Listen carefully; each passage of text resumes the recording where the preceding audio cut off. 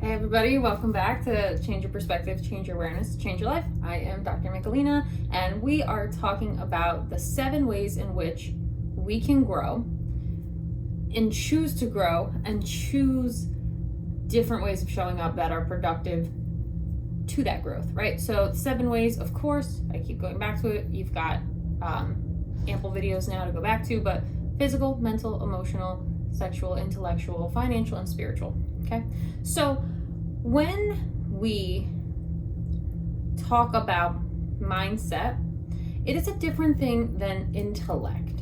Okay, there are 9 different theories of intelligence, and those are different than being mindful and being aware of your thought process.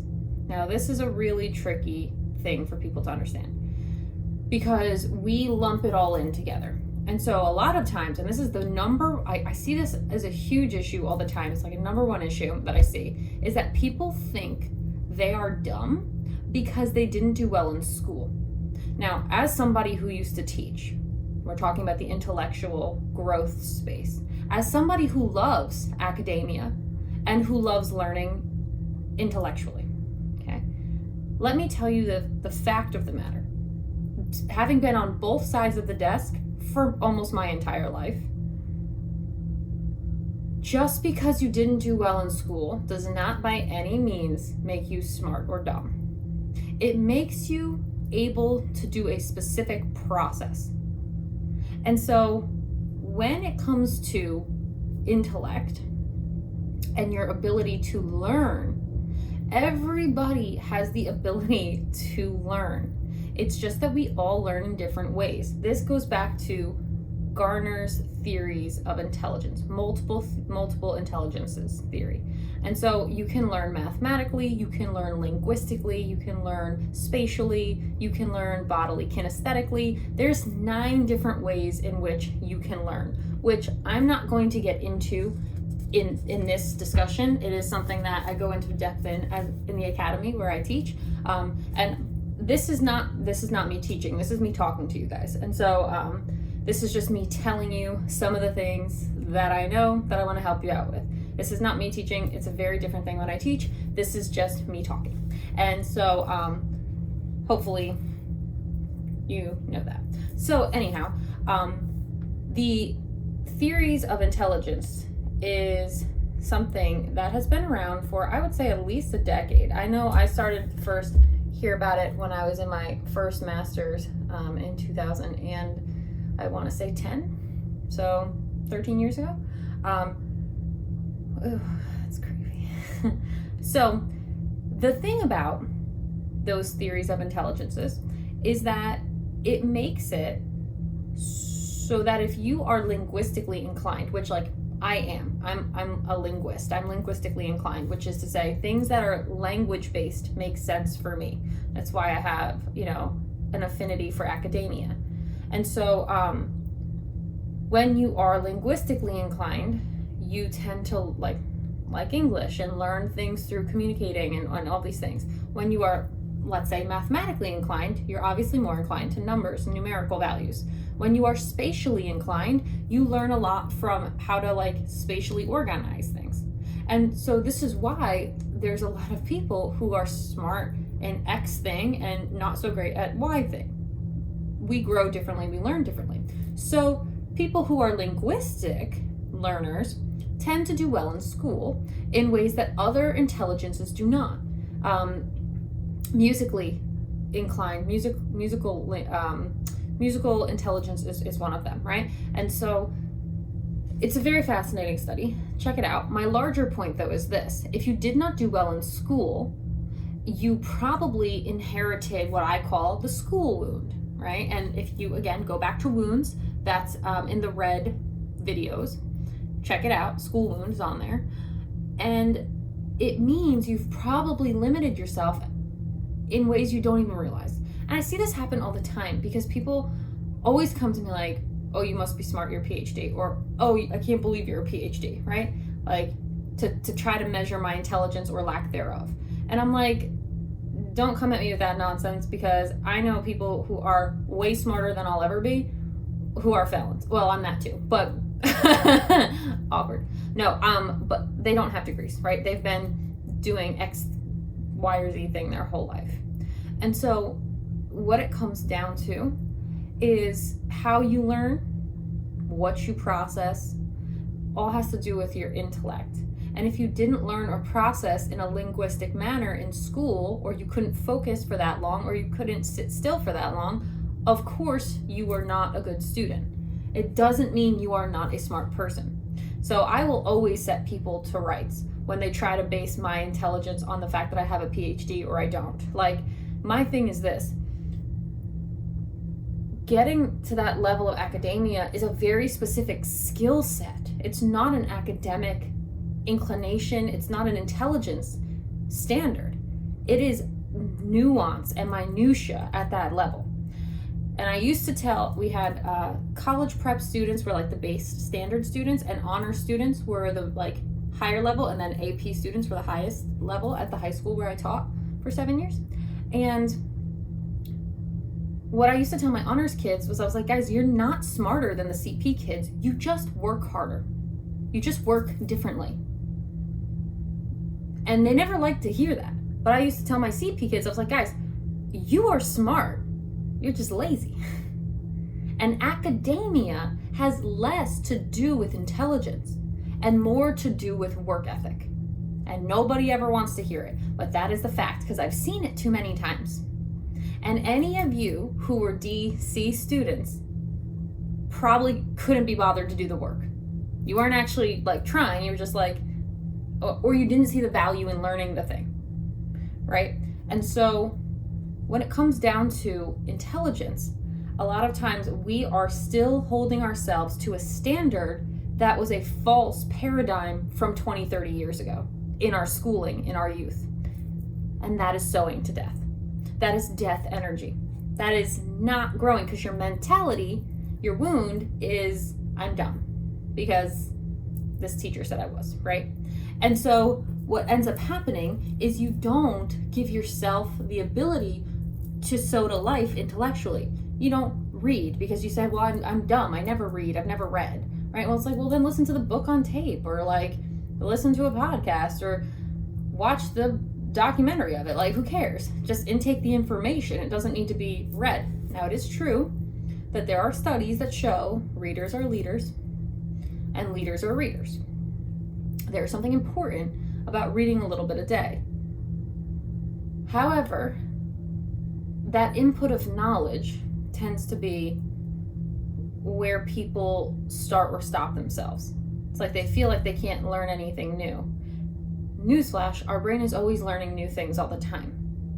And so the absolute number one paradigm I want you to get is that you are smart. You are smart. You are an intelligent human being. You are very, very smart. You are very, very capable.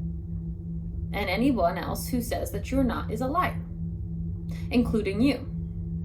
And if you say that you're not because you believe that you're not because you internalized some nonsense from when you were a kid, you're sowing to death energy. You're avoiding growth. You're not sowing to life. You're stagnating. So what you really should do is just find out the way you learn best. Take a quiz on the intelligences. Which intelligence do you have? It's very easy. I forget. I think you can just Google the 9 theories of intelligence quiz. And it's not hard. You just take it and it just kind of gives you your percentage breakdown, right? And so when you do that, if you do that, it will help you understand a lot better the truth about yourself and your intellect. It's like, oh, no wonder I can, spend all day in the gym, but I don't ever want to spend a minute in the classroom. You're probably bodily kinesthetic intelligent. That makes sense, And it's just about playing to those strengths. What the education system tries to do is it tries to sandwich everybody into the same very outdated model. If you've ever looked, the model of how we teach has not very much changed in the last 100 years, And so the intellect and the growth is already in you. And so the way you think about intellect and intelligence has to shift. That's part of the growth process. So if you want to sow to life, if you want to grow in your intellectual space, all you have to do is 1, shift your paradigm. I am smart. Let me figure out how. 2, take that quiz, figure out which intelligence best suits you. And 3, start playing to those strengths of your intelligence. I promise you, the intellectual growth space is actually really easy because we're all geared to grow intellectually. Our brains can't help themselves. Kind of similar to the way our body can't help but age, our brains can't help but learn. However, if you're not giving them solid, positive input sources, it will learn the crusty stuff. And so what ends up happening is that we're woefully misusing and underutilizing the most powerful supercomputer that there ever was. And so if you want to sow to life and you want to grow in your intellectual space, what you have to do is start feeding yourself intellectually. And that, to the point I made yesterday, is if you are like myself, I don't give myself time to not grow intellectually. So when people are like, wow, Michelina, how have you been studying this for so long? Or how have you done this or that? It's because I feed it. For me, intellectual growth is like almost more important than like food growth. And I notice this about myself now, which is a really bad habit I've gotten into, is that I get so intellectually focused that I like forget to eat, I like forget to do the things I'm supposed to be doing. I'll like stay up and read a book and I'm like not sleeping, and I'll forego those basic needs because my need to be intellectually stimulated is so strong. So this one I don't personally struggle with. Physical life I struggle a whole hell of a lot with. But as I was saying on a TikTok earlier, I'm always searching for what's the next thing I need to learn well, what's the next thing I need to connect to and master intellectually.